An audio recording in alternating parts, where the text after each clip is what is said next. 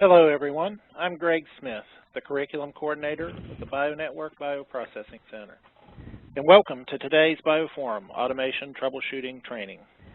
Our BioForum is scheduled to run today from 1 p.m. until approximately 3 p.m. Eastern Time. If at any time during today's presentation you have a question, please feel free to type it in the chat box located on the right side of the screen. I'll be keeping a record of each question that is submitted, and we'll have a time at the end of the presentation to address all of your questions. We're excited to have you meeting with us, and at this time, I will pass the ball over to Bill Terrill. Thank you. Greetings. My name is Bill Terrill, and I'm the Director for Industry Training at Wake Tech Community College here in Raleigh, North Carolina. This presentation is to provide information on the Wake Tech Automation Troubleshooting Training Series. The purpose of this training is to upgrade skills of mechanics, electricians, and technicians to optimize the automated equipment in the life science industry. Things have certainly changed on our industry floors. For example, it is now possible to control plant processes with an application on our iPhone.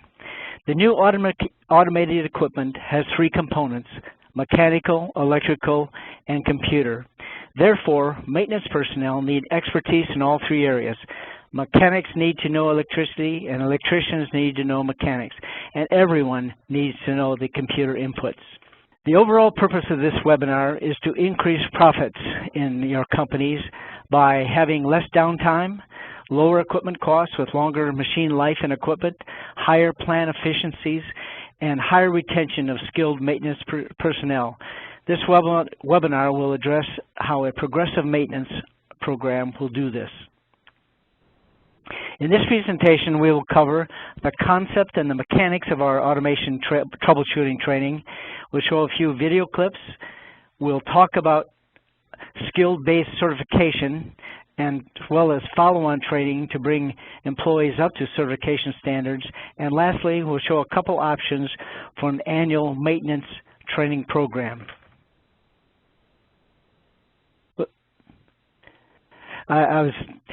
First of all, it is important to note that we use industry standards in all of our training, just as you would see on a model industry setting. They include safety procedures, tool usage and storage, component documentation labeling, wire coding, such as we have black wires for hot and white for neutral, blue for inputs and red for outputs, and use of schematics. Our training concept is a top-down approach. We find out what participants know and then cover what they don't. It starts with hands-on building of circuits with the use of our mini labs. Shown here is an electrical mini lab. The panel consists of standard industry components to include relays, timers, motor starters, and limit switches. The main thrust of our system is that participants build circuits and then from a schematic and a course description of the circuit. Faults are then placed in the circuit, and participants use troubleshooting procedures and test equipment to find and repair the faults. The end point of this training is skill-based certifications. Participants that do not meet certification standards can schedule follow-on trainings in areas where they need additional training to bring them to certification standards. We'll also discuss options for annual maintenance training programs tailored to specific company needs. Shown here are the mini labs for which we have skill-based training and certification.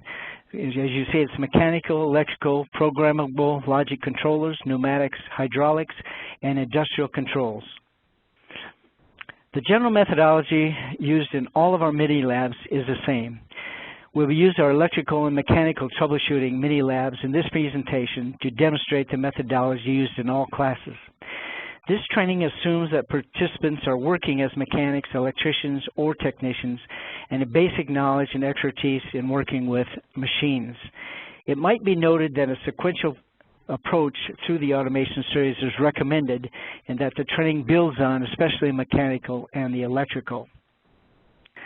We start our electrical troubleshooting class by giving participants a circuit description, which is shown on the left side of this slide, and a ladder logic schematic shown on the right, and provide them with the resources needed to build a circuit. We have found that the best way to learn and retain troubleshooting procedures is to build circuits and then find and fix faults. We know that wiring circuits is imperative to learning troubleshooting, in that statistically 90% of all electrical problems are connections. One of the key aspects of our training is that we include all documentation on electrical components included on our electrical panels. Shown on the left side of this slide is a standard industrial timer, and on the right side, its internal wiring. We emphasize that companies should have all of this detail on all of the components of their company's systems.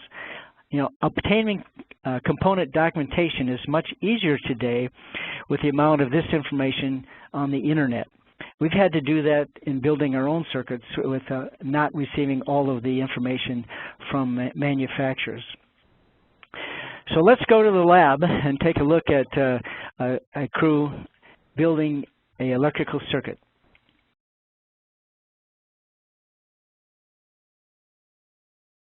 The next phase of our training is to practice troubleshooting procedures with use of test equipment, specifically the multimeter. Participants are asked to put a fault in the circuit they just completed and then switch boards with another team. Participants can use their company's troubleshooting procedures, or if they don't have one, we'll provide ours. Multimeters are used to find faults, and the faults are found by either using the measurements in volts, ohms, or continuity. So let's go back to the lab and see our crew doing troubleshooting procedures. Let's now talk about the actual mechanics of the training. First of all, we find it very advantageous for maintenance personnel to do the training at their company locations. Although we can also do the training at Wake Tech facilities when requested. Classes are 8 hours long, although we can break those down into 4-hour segments done on different days, and we can do it all hands-on. We use 2-man teams with mini labs to build and troubleshoot circuits, and we stress safety, component markings, wire coding, component documentation, use of test equipment, and troubleshooting procedures as found in a model company that uses best practices. We use the same methodology for pneumatics and hydraulics mini labs that we can also build schematics from a description and schematic.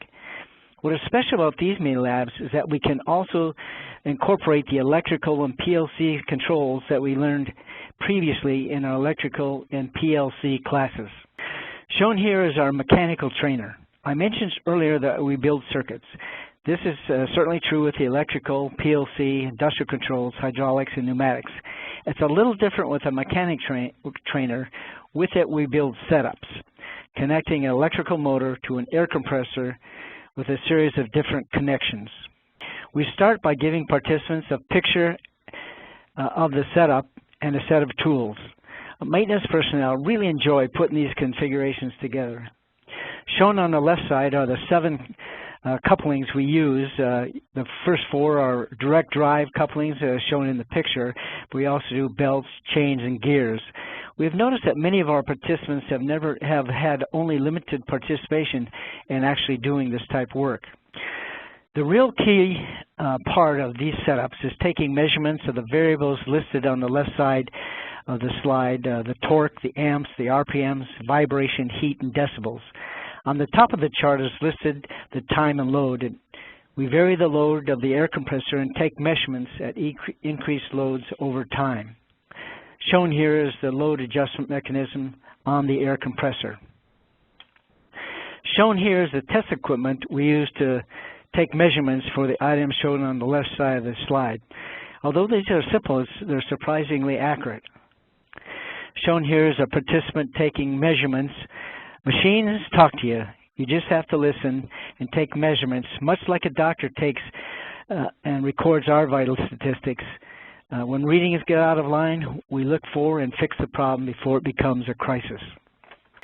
Participants log data on their charts and then enter the data into a computer and graph each measurement. This allows them to see visually what is happening with their machines. We encourage participants to do the same with their company's machines. Shown here is a graph of our amps measurements. Like they say, a picture is worth 1,000 words. So let's go to the lab and take a look at our crew that's just completing a setup and taking measurements. We have tested this training system over the last 18 months at various companies with encouraging results. Shown here is what some participants say about the training. I really like the one on the top right. We were at a company, and so kind of a big maintenance guy, and after we put him right on the machine, I remember him slumping his shoulders and kind of throwing his head back and saying, "Thank goodness you didn't sit us down and start talking to us." And for this demographic, it's very important to get them active early, and it's what we have attempted to do. Note that the last item, we were at a company several weeks ago that had twisted a shaft on a major piece of equipment because they had their drive belts too tight. And after they had never measured the tension on the belts, and as they said, we will from now on. There are real specific parameters for this new automated equipment, and each company needs to know each of these details. Another key aspect to this training is a skill-based certification. This establishes an endpoint to the training and provides a recognized level of knowledge and expertise in troubleshooting automated equipment. To obtain this certification, participants successfully build circuits from a description and a schematic in a specific time, and then find and correct faults also in a specific time. It should be reemphasized that automation equipment has a mechanical, electrical, and computer components. Therefore, we recommend a sequential approach beginning with the mechanical, electrical, PLC, pneumatics, and industrial controls.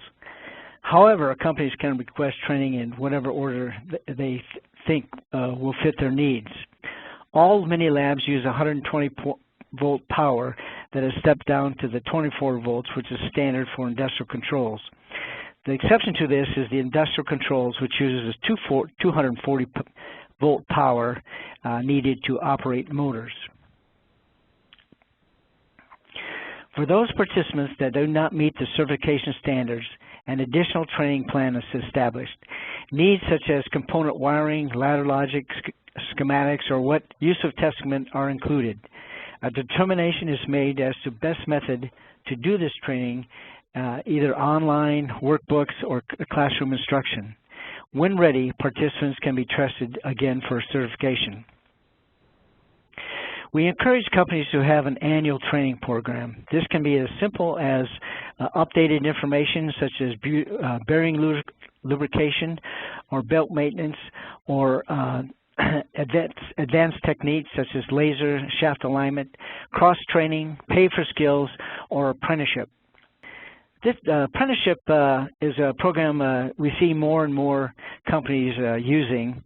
The process of setting up an apprentice program is first to assess what skills are needed in a company and then build a program that addresses these needs. Some of the best programs use the online component, which gives flexibilities to supervisors on scheduling personnel for training. For the on-the-job component of apprenticeship, we recommend company supervisors do this component, supplemented by hands-on training with such things as our mini labs. Getting back to the purpose of this webinar is to increase profit. A few statistics might be of value. Shaft misalignment decreases a life by 10 to 20 times. 1 drop of water and a quart of oil shortens bearing life by 48%. And it takes 8 horsepower of electricity to produce 1 horsepower of air, and a small leak can cost you plenty. So in summary, things have definitely changed, and there's a need for automation skills with a mechanical, electrical component. And the best way we found is with mini labs is to do it.